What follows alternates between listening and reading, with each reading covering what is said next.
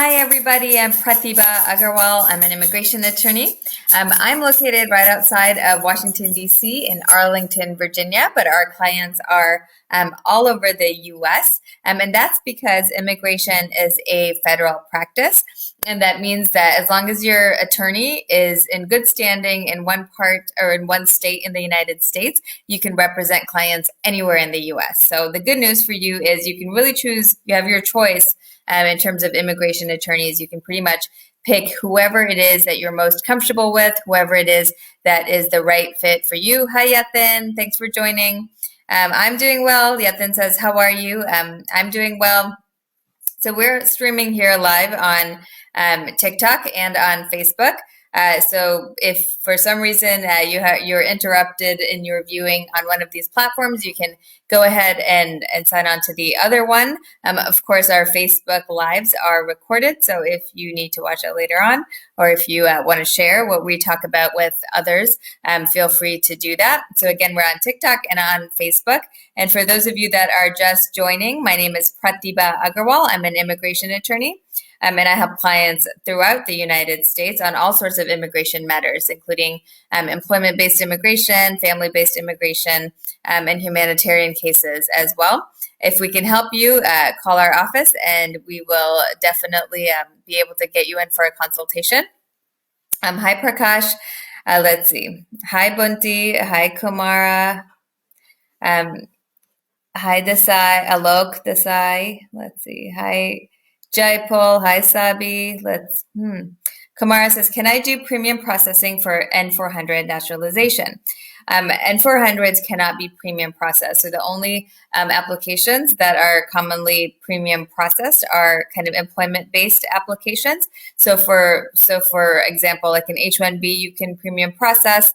An O visa, you can premium process. You can also do an employment-based petition, which is the I-140 petition. So those can be premium processed. But generally speaking, family-based petitions are not available for premium processing. So there's different ways to expedite, however. So if you're going to be in severe financial trouble, we can expedite the application perhaps, but there's a limited number of reasons, like emergencies, where they will expedite your petition, and it's reviewed on a case-by-case basis. But premium processing, for those who are unfamiliar, you can pay $2,500, fill out an extra form, and they will make a decision on your application on that petition within 2 weeks. So that's the benefit. You'll have a decision on the petition within 2 weeks. Sorry if I'm looking here and there. I have a couple of screens up. I'm trying to do my best to kind of keep my face facing towards them. So sorry about that. Hi, John. Thanks for joining. Okay. So Bunty is saying, I am sorry, hold on a second. Oh, let's see.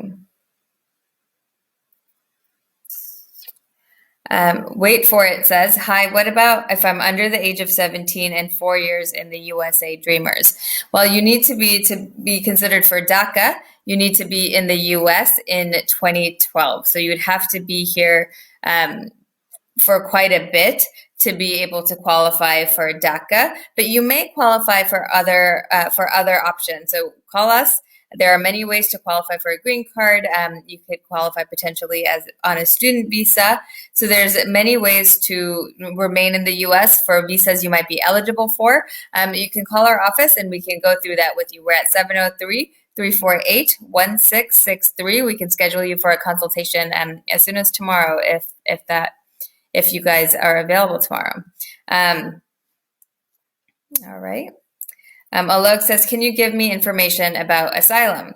Sure, I can give you information about asylum. So asylum is for people that are afraid to return to their home country for fear of persecution. So they're afraid they're going to be harmed if they return to their home country. So it can't necessarily, to win on asylum, it can't necessarily be a general harm. So the harm has to be linked to you, to the specific reason why you're afraid of returning home. So for example, let's say you've spoken out politically, and there's also a list of reasons that are permissible for asylum. So common ones are race, religion, your political orientation. There's different gender, but there's different ones. There's a list of them, and you have to qualify. The reason you're afraid to return has to qualify as one of these reasons. So essentially, you have to prove to USCIS. So you can't just say something like, "Oh, I'm from El Salvador and I'm afraid of returning because there are gangs. There are gangs, and I'm scared to go back because there are gangs," which is very true. It's absolutely true. It is scary. There you could be persecuted, but you need a little bit more than that, right? You need to be able to show that, for example, let's say you're very religious and the gangs are not. You're afraid to return because other people in your family also are very religious, and somebody in your family has now been hurt. So there has to be kind of like a strong link. And I'm just giving examples here, but there has to be a bit of a link, a nexus. That's the actual legal term, between your membership in this group, which is something like I am very religious, right? And the reason that you would be persecuted. This is all a little bit complicated. So if you think you qualify for asylum, if you are afraid of returning to your home country for a particular reason, you may be eligible to remain in the U.S. Under asylum. So you give us a call and we can definitely talk through your specific situation and see if it qualifies, see if it's a strong case. And that might help. That might be a way for you to gain status, remain lawfully in the United States. You would even be eligible for a work permit once you filed your asylum application after a certain time period, you'd be eligible for work permit as well. So call our office if we can help you. We're at 703-348-1663. Jekyll says, how long does it take for a mother to sponsor her children that are over 21? So, well, it depends. So is the mother a green card holder or is the mother a U.S. citizen? Right? To see exactly how long it takes, I'm going to give you a hint. What you should do is go to Google, just go Google Visa Bulletin. So the Visa Bulletin is issued every month by the United States State Department, and it tells you which application, the date of the application that they are currently processing for all these different categories. So for example, if someone is over 21 and your mother is sponsoring you, you would fall under a certain category. So it will list the category, it will list the country that you're from, right? So you have to figure out which country and which category you're in, and it'll tell you this is what we're currently processing. So then you can figure out, okay, if they're currently processing, 2018, July 2018, I'm just making this up right now, then it's 2 years or 3. It'll take me a little over 2 years, 2.5 years, for me to be able to get that green card. Okay, so that's how you figure it out. So you go to the Visa Bulletin. It changes every month. So you should keep up with it, and it'll tell you exactly what they are processing. All right. So someone is asking, I'm a U.S. citizen, and I just got married to a girl from Canada, and she is on a work permit. Okay, great. So great. I'm not sure if you had a question. If you want to bring that person here, you would have to apply for a green card for them. If she is still abroad, it would be called consular processing. So part of the application would be processed here in the U.S., and the second part of it would be processed completely. I guess the final part of it would occur at the embassy in Canada, and she would receive a green card and enter at that point. If she's already in the U.S., you'd be eligible to do adjustment of status, and you can do adjustment of status if she came into the U.S. on a valid visa, or lawfully, I should say, especially for people from Canada. Sometimes they aren't always coming in on a tourist visa, but give us a call. We can walk you through that process. We handle green cards all of the time. We're at 703-348-1663. Kumar is saying, I got a green card through asylum. How can I expedite my N-400 petition?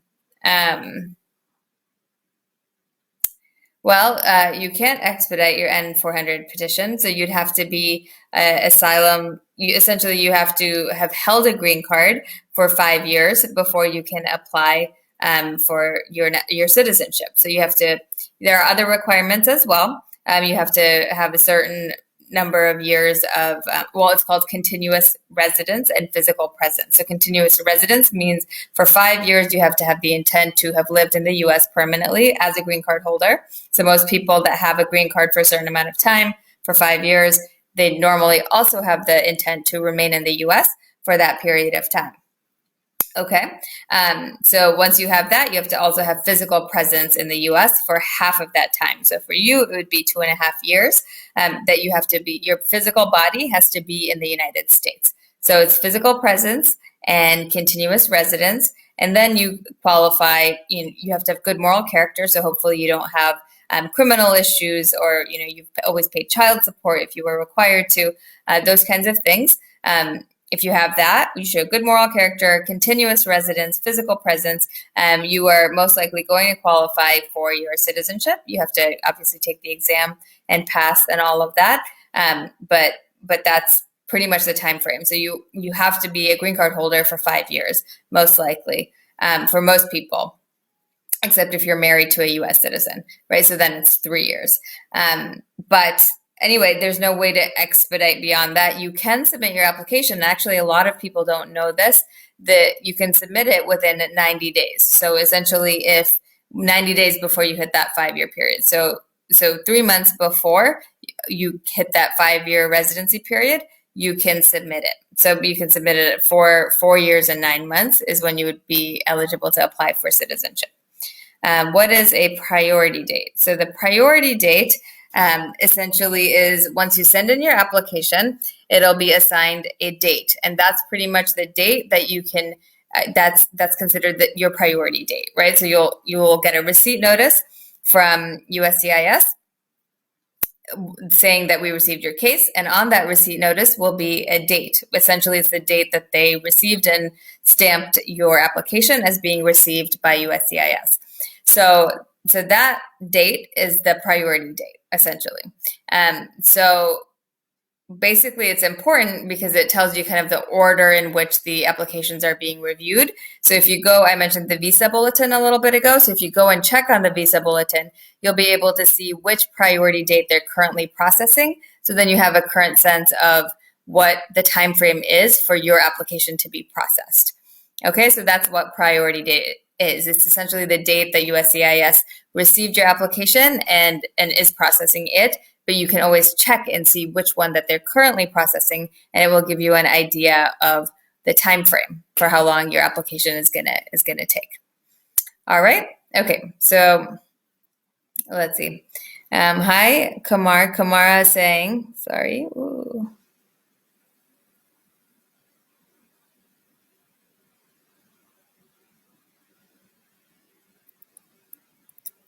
All right. I think, okay. Kumar is saying, I got a green card through asylum. How can I expedite? So I think we just answered that question. Oh, I see it twice here.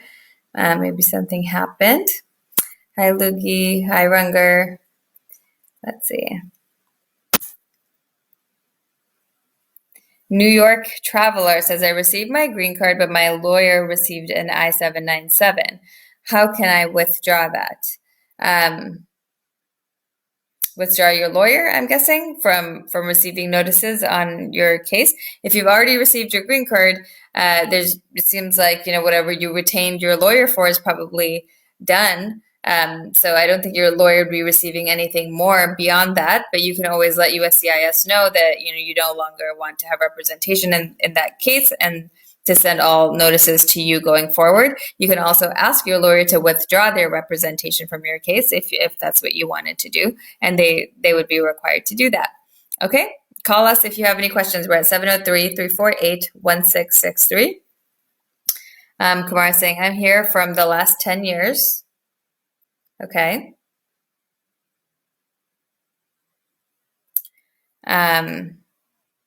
And I already filed my N-400 and want to expedite it.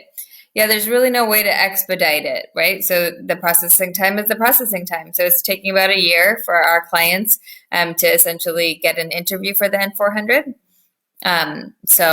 With coronavirus, it's a little bit more delayed. All right.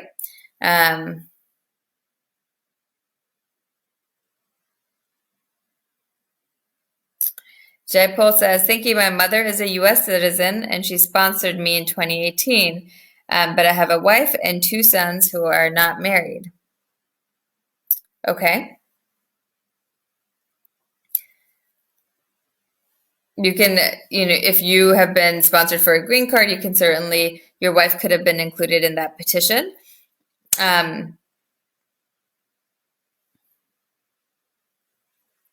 And also your children as well, as long as they're not married, essentially. You can only include minor children. All right, already filed my N400. How can I expedite the process? Karan, I think I answered that question. All right, madam, I like you coming to Canada, so please. I speak Kannada, actually. So if you would like to chat with me in Kannada, feel free to reach out and schedule a consultation. We can speak in Kannada. We're at 703-348-1663. I have a big question. When do you sleep? You're always live. I am not always live, unfortunately. I would like to be live more often, but I'm not. But I'm happy to be here to answer your questions, and I'm going to sleep right after this. Okay. It's been 4 months since my husband sponsored me, but it's taking forever with a response from anyone. Yeah, it does take a long time, Andrea. It does take a long time, unfortunately. So you should get a receipt notice. So once the application is received, you should get a receipt notice at least in 1 month. But within about 5 months, you should get fingerprinting. That's if you're in the U.S. So if you're abroad, it's a longer process for you to, the process is just longer for you to get notices. Your husband may have gotten notices here in the U.S. To get that petition approved, it's taking about 9 months. Okay. Oh, sorry.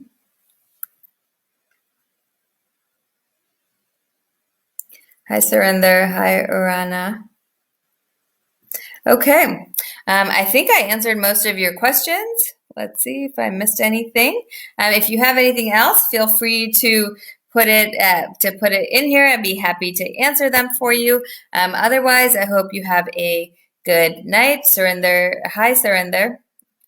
And for any of our Kannada speaking watchers, oops, I touched something here. I don't know what I did, but call me. I speak Kannada. Okay, I will see you soon. Bye.